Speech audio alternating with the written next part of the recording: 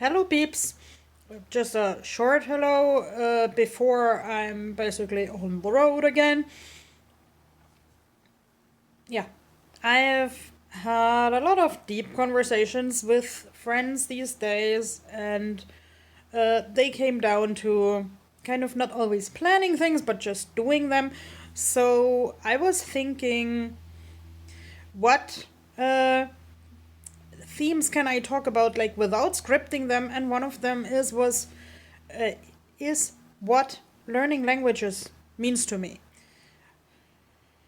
When I was a child, I really kind of was in my own bubble. Like, even though I was not content with everything, I thought that German was the language to use. But um, let's say my dad did business with a lot of other countries. So um, when I was older, I figured maybe I could talk to those people if I spoke those different languages.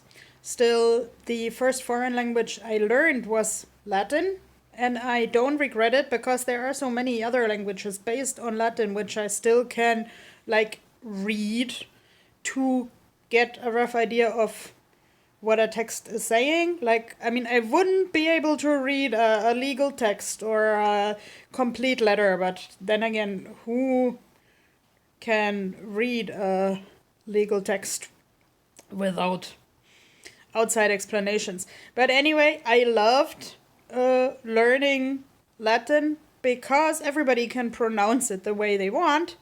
Va bene. And basically, nobody would uh, make a stupid comment if I talked funny. That's a big plus.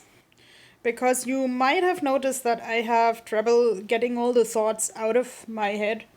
And like, I even gave my Barbie horses Latin names for that matter. I don't know if they have any proper pronunciation.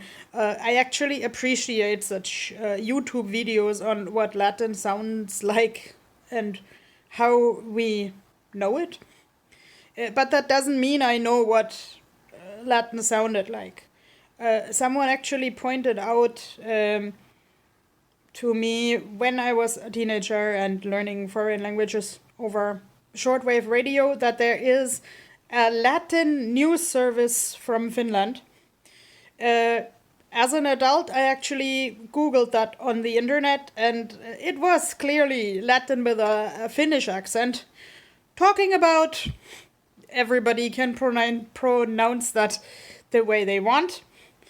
Um, I and the person listening with me didn't get much of the news just from that.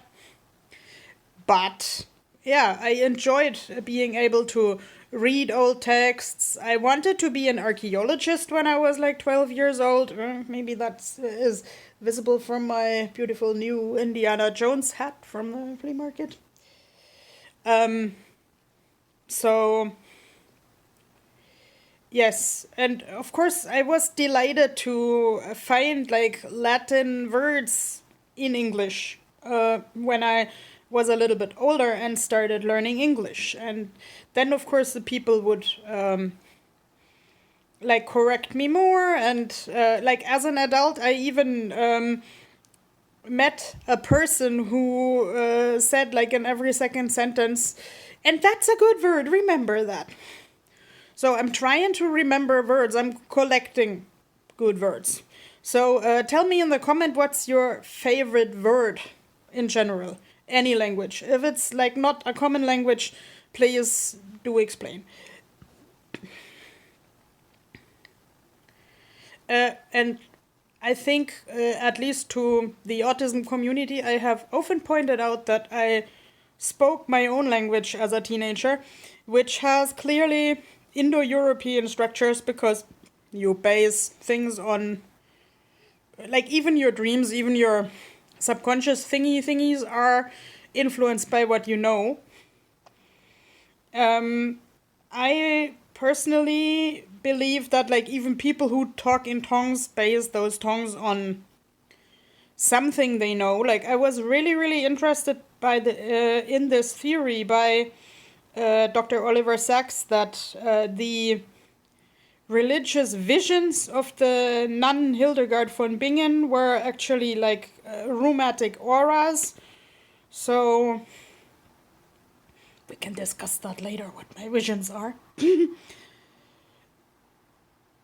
But it was always really important to me to play with language, to experiment with language, to talk to new people, and like because this YouTube channel sprung up from both an ethnology class and the pen paling world, I loved learning little concepts. Like, I don't speak Basque by any means. I tried to learn it, but aupa, meaning hi, and zenbat meaning oh my pain, is basically all that stuck. But the teacher told me at the time that the word for cell phone is the millstone in the pocket. And like Icelandic is descriptive in a similar way. I think I've mentioned to people that like Sion Varp is to throw, vision is like TV, and Ut Varp is like to throw something out, and that is not the trash, but that's like broadcasting radio stuff. Talking about radio stuff in Latin with a Finnish accent. I got back into pen paling as a teenager because I wanted to learn more languages and because letter writing is so slow. And so that would give me the time to read and to reread. The problem with this is that I, of course, don't have the sound. So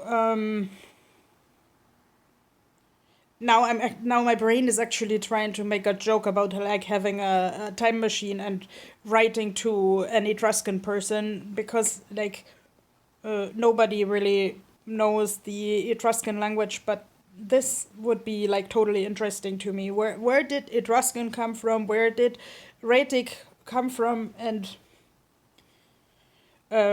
how did these languages function? Like, let's say beyond a couple of words. How did those civilizations function? Like recently, I'm Google is suggesting me a lot of articles about like they deciphered some kind of Minoan. I hope I'm pronouncing this right. From Crete anyway. Script, which is very interesting because I've heard on and off that the Minoan culture was actually very liberal, modern, women's rights. I haven't been to Crete, so if you happen to know anything more about that, just let me know in the comments. And obviously they found a previously unknown language in Anatolia, and let's say from the Etruscan readings that I get on the internet, I mostly gathered the idea that the Etruscans came from Anatolia because Tuscany is named after the Etruscans, and in Tuscany beef cows are they have the same genetic makeup as Anatolian cattle, so who knows? And I'm excited to learn more about this new Anatolian language when there are more findings. I would love to be the one who undigs the Rosetta Stone for some new language. And I actually would also like to brush up my own like idioglossic language, because who knows what I learn about myself in doing so. Okay, this is way too much so I haven't scripted this, I haven't practiced this. Of course, writing scripts is also a part of language. Like when I did this summer class in radio making, there was also a lot of talk what the role of the radio is in keeping a small language alive. And I received a lot of speech training to pronounce and produce this small language named Icelandic right, with very mixed success. So yeah, this has been 10 minutes of language learning. I might need to cite that, like, in the recent years, I kind of got a language burnout, and in COVID, it was really difficult to try to learn a new language because there was basically no one to talk back to me. But I think now the energy is coming back to brush up the languages that I already know and to maybe adopt a new one. I'll keep you posted how that is working, and I'll see you again at the end of October. Bye bye!